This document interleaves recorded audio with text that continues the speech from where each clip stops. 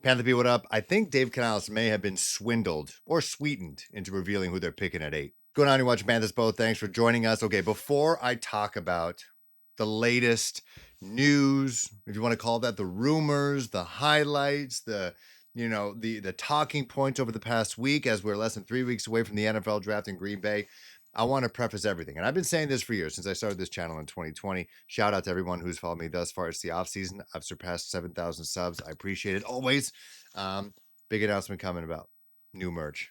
I'm gonna reveal it. But anyways, it's lying season. It is smokescreen season. It is fibbing to your face season. Just don't trust anything you see.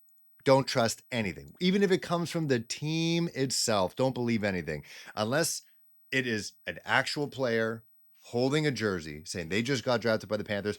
Don't believe anything until you see that moment. But with that, it's fun. It's fun talking shit. It's fun talking about some of the rumors that are thrown around right now. Some of them not even rumors. Some of them like literally including personnel from the Carolina Panthers.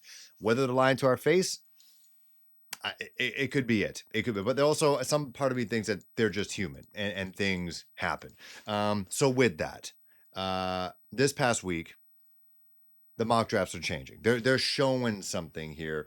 I have not seen a Panthers mock draft thus far where they aren't taking someone on defense. If anything, when even on Tankathon, they still have Ted McMillan at number 8 to the Panthers, but I'm seeing more Ted McMillan falling to the late teens than I am seeing him with the Panthers lately. Lately, it's Jaylen Walker or Michael Williams. That's it. Sometimes you get a sprinkle if you listen to some of the podcasts and they're experimenting. They do a different mock draft every couple of days. Sometimes you see a Mike Green, but literally it's the two guys out of Georgia. Michael Williams, who is the kind of like Shamar Stewart, who's got the measurables, but not the production. Or you got Jaylen Walker, who doesn't have the size, but he's got that dog in him. He's got that hometown thing going on. People like either, people hate either for whatever reason. I just want a good player from a winning program who could be a leader and the face of the defense, potentially. That isn't Jay-Z Horn and Derek Brown, but it's a double dip, kind of how I think the Panthers are going to double dip at edge. It's a double dip of Panthers post. I have a former NFL scout with the New York Jets who got hired by Bill Belichick giving me his opinions on this year's wide receiver class.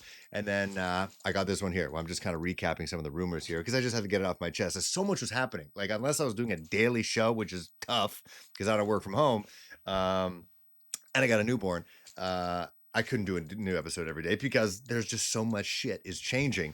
But I'm just seeing trends. I'm just kind of reading the tea leaves right here. And it looks like Ted McMillan is not going to be picked at 8, just from what we're hearing, not just from the rumors, from those offshore NFL X accounts, but also from like the Panthers brass themselves. And you got to start with Dave Canales, who was with Kay Adams, who is arguably one of the most talented broadcasters when it comes to getting real human responses, emotions, reactions from NFL players. I'd say Pat McAfee is probably number 1.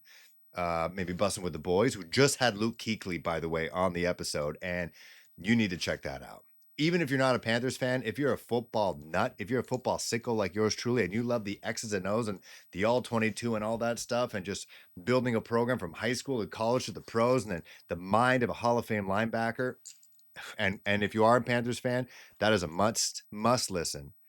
He talks about the 2015 season. He talks about his concussions, which he hasn't really done on a national platform at for an elongated period of time. He may have been on Dan Patrick, Rich Eisen show. I don't think he has been, but if he has been, those interviews are maybe like 8 minutes long. This is like almost a half an hour long interview with 3 former players, including one linebacker, Will Compton. You got to listen to that. You learn a lot about Luke. That's why I got his jersey up here behind me. I don't know if you can see it or not, but man, what a dude. And he seems so at peace and happy with where he's at. And that's all I care about. That's all I care about. You always fear when guys retire, especially a linebacker. You want to make sure everything's good up here. And it seems like everything's good up here with him. So anyways, I digress. But yes, Pat McAfee, Bussin' with the Boys. I think they get natural reactions from these guys. Kay Adams is another one who gets not just players, but coaches and GMs to just kind of show their tell a little bit. And she's interviewed Dave Canales before. And she's interviewed Dave Canales and Dan Morgan before. She's literally called them superheroes. Last time she was at training camp, she was at all the training camps last year. And she just straight up just like asked, because she has so much knowledge of each team, which is so impressive for anybody, really. That's why I also love NFL Stock Exchange, because they have detailed knowledge of the entire team, the entire roster, the entire depth chart. But she was picking up clues that Jaylen Walker just makes sense for the Panthers. Like Salisbury, North Carolina, less than an hour away from Charlotte. He was saying this in the combine, the Luke Kuechly's and the Thomas Davises out there. Like, when do you ever see draft picks dropping guys like that? Those names, besides Luke Kuechly, Thomas, like, who talks about that? Like, they're in his front yard in Charlotte, and they're his heroes.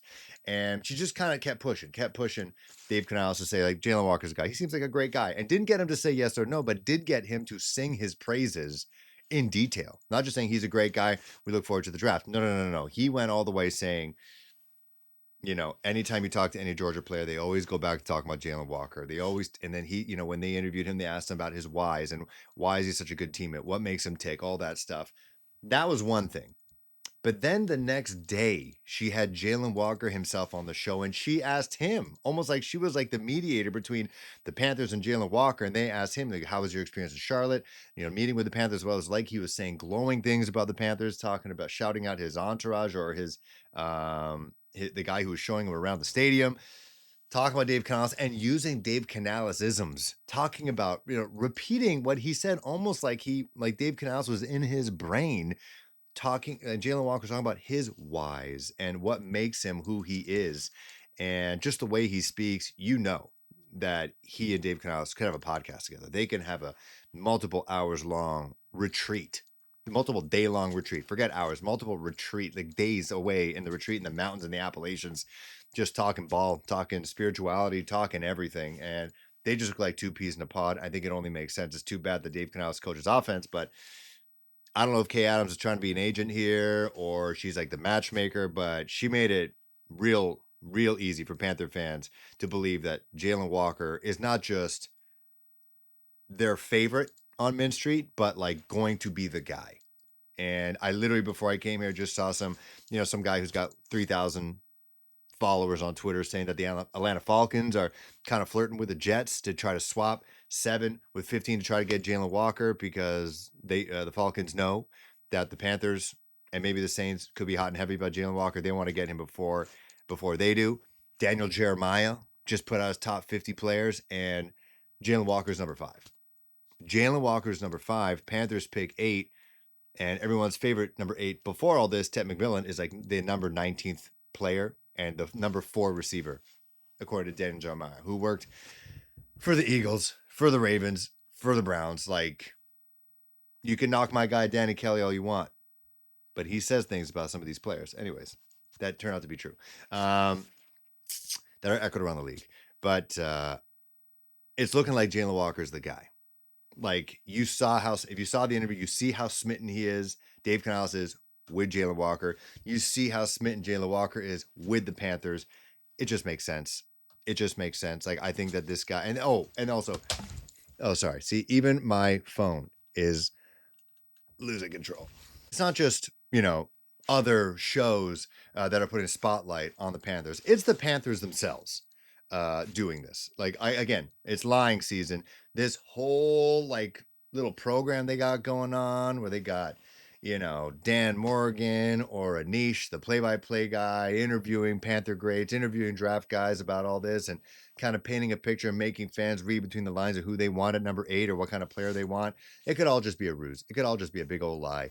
But, I mean, this was just too easy. Like, we had Dan Morgan, linebacker, ferocious dude, wants dogs, with the dog in Thomas Davis, who played not just at the University of Georgia, but played safety at the University of Georgia and also played linebacker, then played one of the greatest linebackers in Carolina Panthers history. They're literally sitting in an auditorium. You can't help but think, like, we don't have a Thomas Davis. Obviously, we don't have a Luke Kuechly, but we don't have a Thomas Davis in our linebacker room.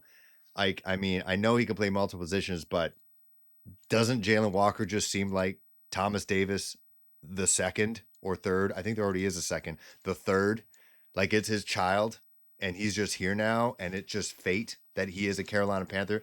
It just makes sense. SEC country, even though Panthers in the ACC. But so yeah, I think it just, like, all signs are pointing, whether it's from the Panthers, whether it's from Kay Adams or company, whether it's on Twitter, it just looks like it's Jaylen Walker. There was a moment last week, it was Mykel Williams, but now it looks like the focus is going on Jaylen, and I couldn't be happier. I think I'm not a scout, I'm not an X's and O's guy, but just watching simple film on both, it just looks like Jaylen Walker. Maybe because he's smaller, it shows more. His speed shows more, but he explodes off the page, like explodes off the screen. His effort. I think it was Dave Canales who talked about how he looks like he plays with his hair on fire. I mentioned him that he could be a lot like Frankie Luvu, Troy Polamalu, just guys who just play ball. They find angles. Like they got the play, they got the defensive play. There's a plan, but then when the plan gets punched in the face, they figure another route and they make things happen. And relentless motor, that's what we're looking for. He is a coach's son, relentless motor, super intelligent, Buckus Award winner. Like, he is the guy.